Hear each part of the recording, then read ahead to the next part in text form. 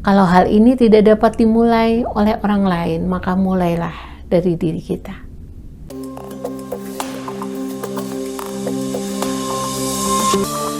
Shalom Jemaat Gereja Baptis Indonesia Batu Jaman yang dikasihi oleh Tuhan Yesus Kristus. Kita jumpa kembali dalam Sukacita Pagi. Hari ini kita akan mendengar renungan tentang bagaimana sebuah hubungan dapat dipulihkan. Dalam menjalani sebuah relasi atau hubungan, Tuhan Yesus harus menjadi teladan kita. Dalam beberapa situasi Alkitab mencatat, Tuhan Yesus tidak pernah menyerah. Tuhan Yesus tetap bertahan menghadapi orang-orang jahat dan musuh-musuhnya.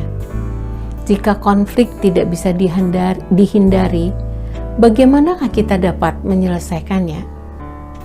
Yang pertama, saudaraku, datang kepada Allah. Mulailah berbicara kepada Allah sebelum berbicara pada orang tersebut. Utarakan perasaan Anda kepada Tuhan.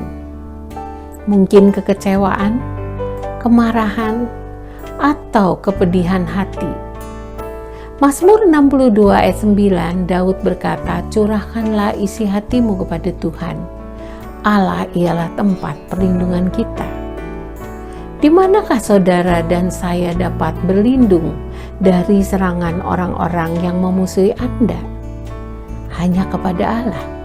Dialah satu-satunya tempat perlindungan yang dapat diandalkan. Datanglah kepadanya dan curahkanlah isi hati kita kepadanya. Saudara yang dikasihi Tuhan, perasaan yang telah mendapatkan tempat yang tepat untuk mencurahkannya akan membuahkan ketenangan. Mungkin ada banyak upaya yang memang dapat dilakukan orang masa kini untuk menyelesaikan konflik, tapi tidak ada yang sebanding dengan penyelesaian melalui doa.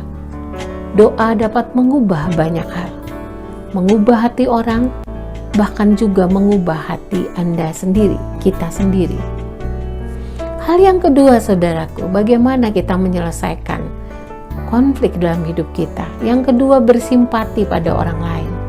Cara yang baik untuk bersimpati kepada orang lain adalah dengan cara mendengar. Yakobus 1 ayat 19 mengajak kita untuk cepat untuk mendengar dan lambat untuk berkata-kata. Dengan sungguh-sungguh kita dapat mengetahui apa yang membuat orang itu kecewa, sedih, ataupun marah. Dengan mendengar, sesungguhnya kita sedang meredakan hati yang penuh dengan kemarahan. Hal yang ketiga dalam upaya menyelesaikan konflik adalah mengakui bahwa kita pun punya kesalahan dari konflik yang terjadi.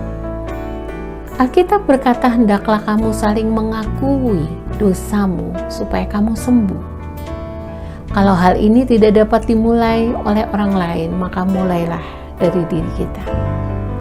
Yakobus 5 ayat 16, "Karena itu hendaklah kamu saling mengaku dosamu dan saling mendoakan supaya kamu sembuh." Saya mengulanginya sekali lagi. Pemulihan dan kesembuhan bagi hubungan yang rusak pasti dapat terjadi jika kita mau mengakui kesalahan kita dan mendoakan orang lain, termasuk orang yang bersalah kepada kita. Kiranya Tuhan menolong kita semua. Tuhan Yesus memberkati.